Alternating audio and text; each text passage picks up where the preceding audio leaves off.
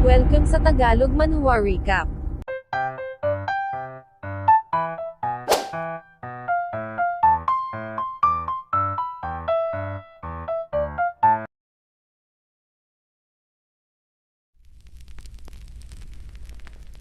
Nang may handa na ang lahat sa hapagkainan ay nag-release ng pagkadismaya ang mga babaeng warriors patungkol sa ginawang pag-urong ng mga mamamayan ng Genyuan, sa kabila ng lahat ng ginawa ni Shinlang para sa kanila.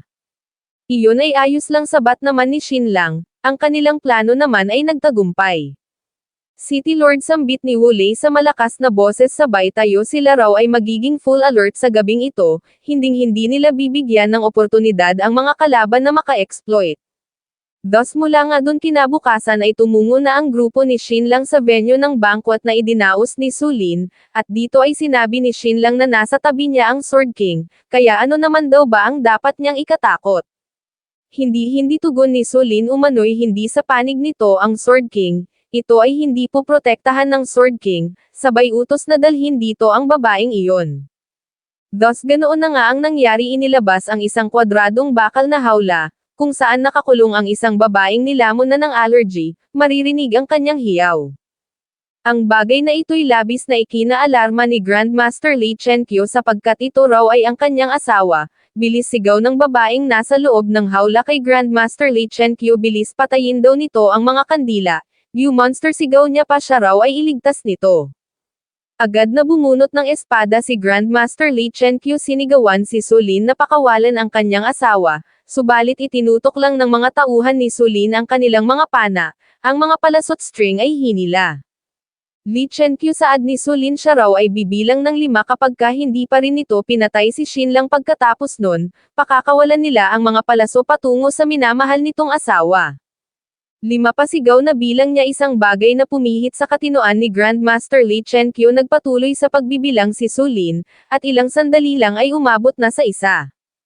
Nang walang ano-ano'y itinutok na ni Grandmaster Li Chenkyo ang dulo ng kanyang espada sa likod ni Shinlang, itinoon, idiniin, itinarak, tago sa dibdib ni Shinlang.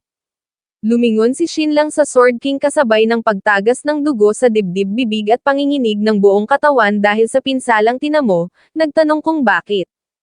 Sumagot si Grandmaster Li Chenkyo na dahil sa higit na mas mahal at mahalaga sa kanya ang kanyang asawa, siya ay nakahandang isuko ang lahat para lamang sa kanyang minamahal na asawa.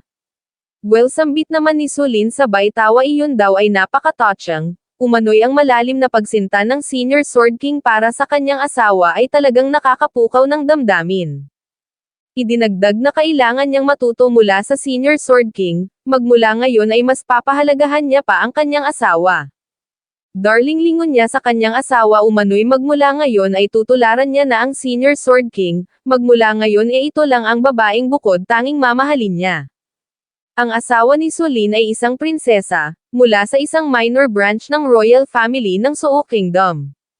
Marami sa mga members ng Su family ang pumasok sa intermarriage o pakikipag-asawa sa ibang lahi, partikular sa mga taga-kanlurang rehiyon, isang bagay na isinagawa ng Su family upang magkaroon ng foothold pagkatapos ng binabalak nilang rebellion at independence, at upang sila'y magkaroon ng sapat na centrifugal force laban sa Yu State.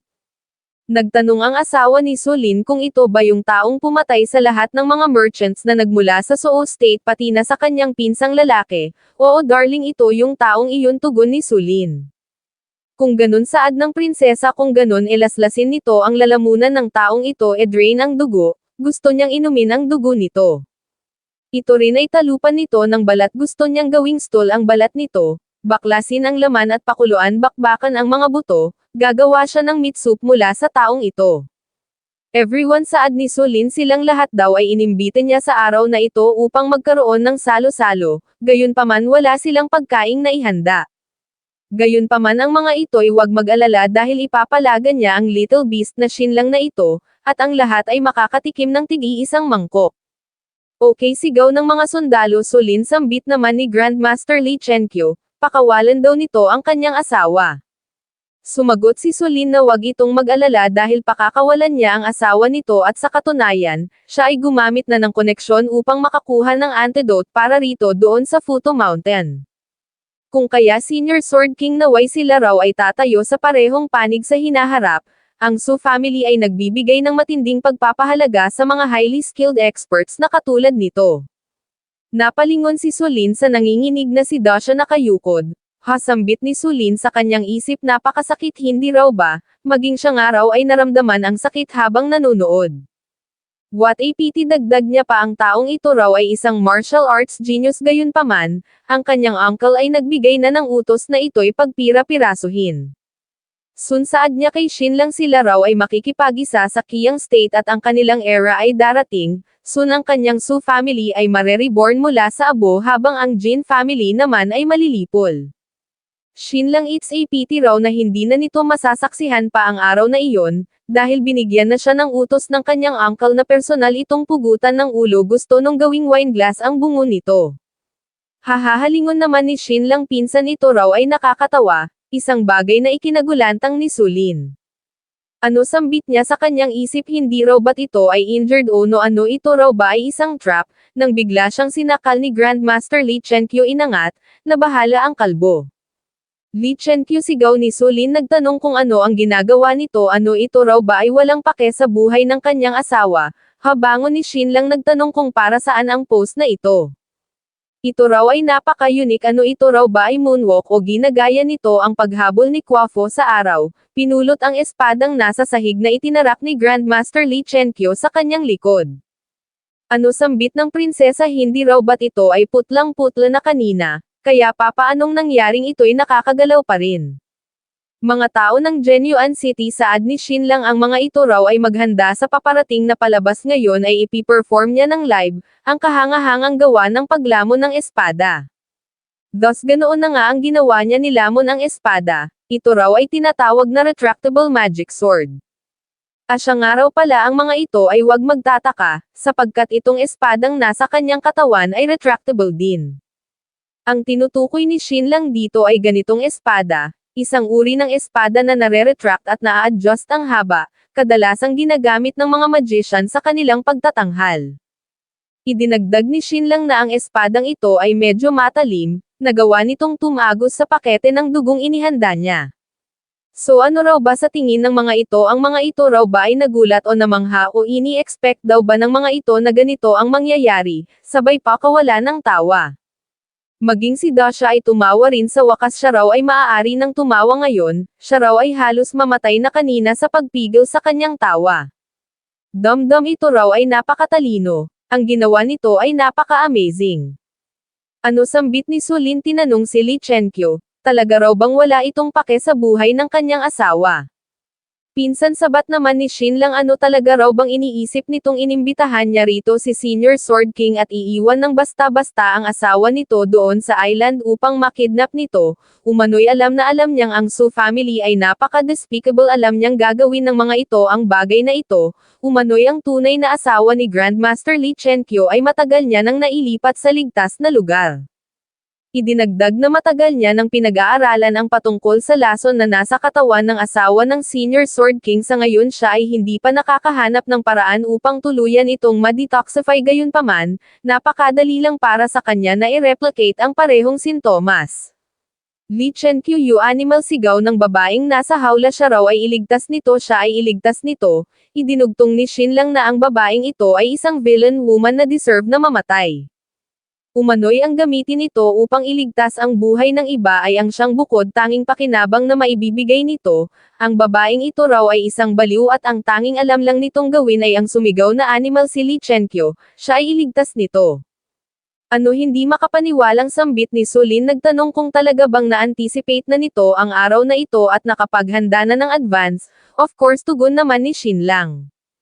Shin lang sigaw ni Sulin ito raw ay napaka-vicious subalit talaga raw bang iniisip nitong gagana ang pakulo nitong ito raw ay napapaligiran ng daan-daang mga experts ano talaga raw bang iniisip nitong ito ay makakaalis dito ng buhay, siya raw ay pakawalan nito at bibigyan niya ito ng tsansang mabuhay sa kasamaang palad, bigla na lang nabasag ang itlog.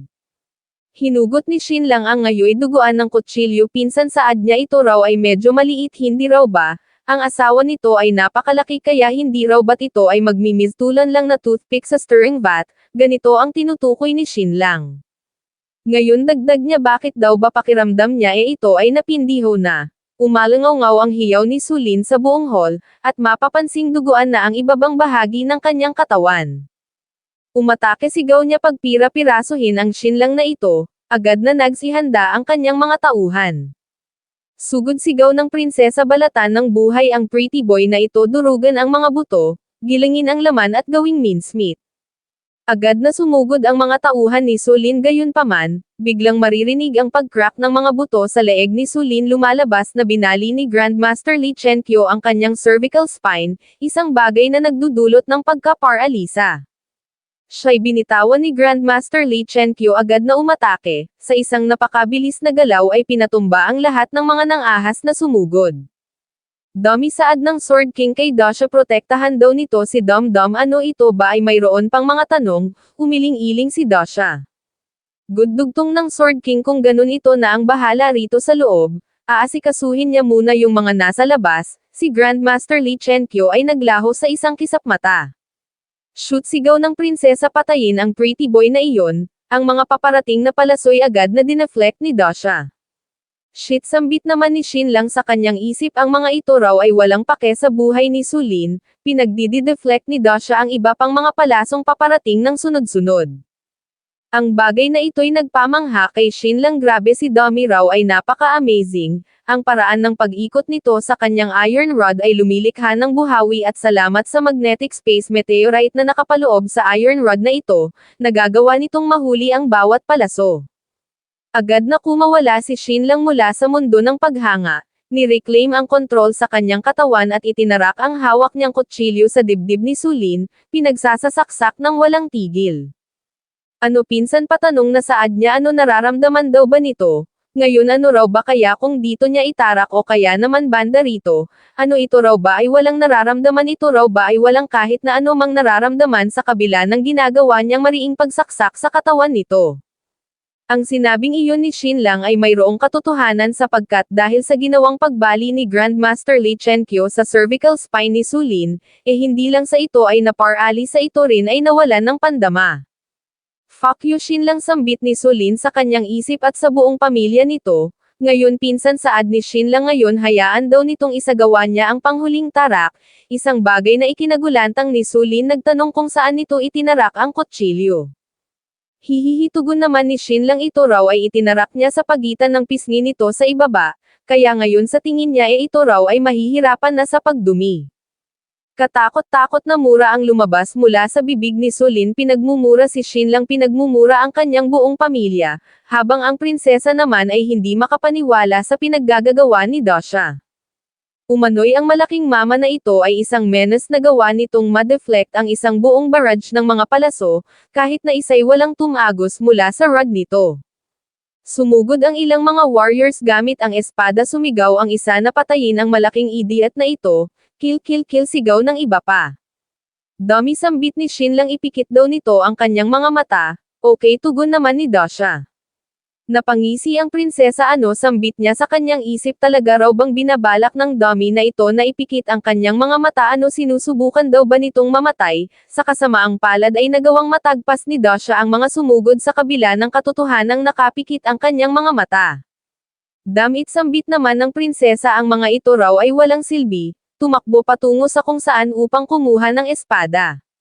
Agad na sumugod patungo kay Dasha, ito raw ay mamatay na, sigaw niya. Sa kasamaang palad ay napakadali lang na dineflect ni Dasha ang kanyang atake, putol ang kanyang espada, tumilapon, bumangga sa isang poste, bumagsak, ang kanyang buong katawan ay nagtamo ng fracture, ang mga internal organs ay sumabog, naging dahilan ng kanyang pagkamatay.